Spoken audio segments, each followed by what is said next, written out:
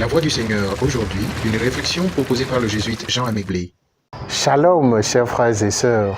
En ce troisième dimanche de l'Avent, l'Église nous incite à réfléchir et méditer sur le thème de la joie.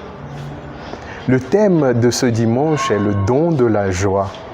Nous méditerons sur le livre du prophète Sophonie au chapitre 3, 14 à 18, le cantique d'Isaïe au chapitre 12, la lettre de Saint Paul aux Philippiens au chapitre 4, versets 4 à 7, et Saint Luc, écrivant au chapitre 3, versets 10 à 18.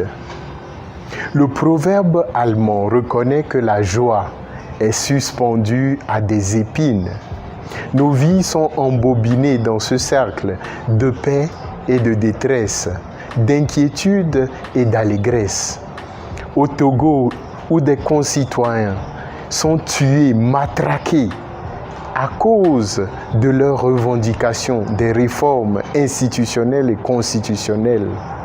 Au Cameroun, où des religieux et religieuses sont kidnappés, tués, des villages entiers décimés par l'armée qui devrait les protéger, la bonne nouvelle du Christ, la joie ou les ovations d'allégresse dont parle le prophète Sophonie ne peuvent que tomber dans des oreilles de sourds.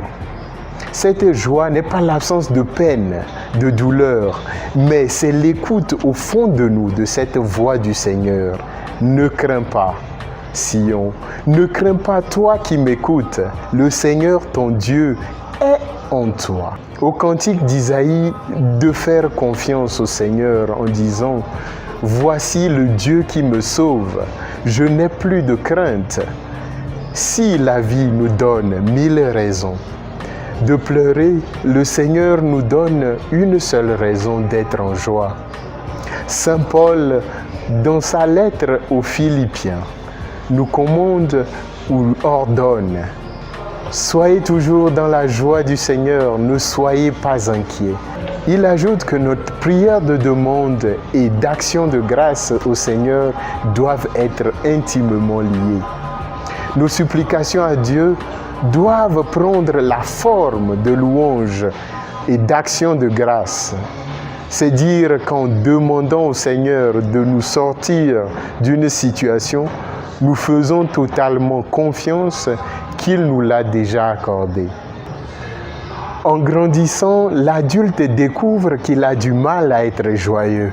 Pour beaucoup d'entre nous, seul l'argent, le sexe, la boisson ou le pouvoir peuvent faire notre joie. La joie, c'est plutôt comme un combat intérieur, parce que tout autour de nous nous empêche d'être heureux. La joie qui anime le chrétien, c'est ce dont parle Saint Jean-Baptiste. N'exigez rien de plus que ce qui vous est fixé.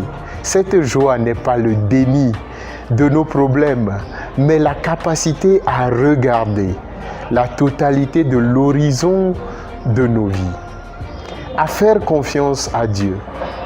Lorsque nous éternuons, nous éliminons de notre organisme tous les microbes et nous devenons de plus en plus sains. De même, nous avons besoin d'exprimer notre confiance en Dieu afin d'éliminer nos soucis et inquiétudes. C'est en partageant cette confiance en Dieu, cette sérénité en Jésus que nous devenons plus forts. J'adore cette phrase du Père Arrupé, supérieur général des Jésuites. L'espérance ne trompe pas. Oui, l'espérance est en elle-même une joie. Sans espérance, nous devenons comme un cadavre vivant attendant de mourir. Partageons l'espérance et la confiance autour de nous, car, selon le sage Touareg, ne te lasse pas de crier ta joie, d'être en vie, et tu n'entendras plus d'autres cris. Je vous souhaite un bon dimanche et la joie dans vos cœurs et dans vos familles.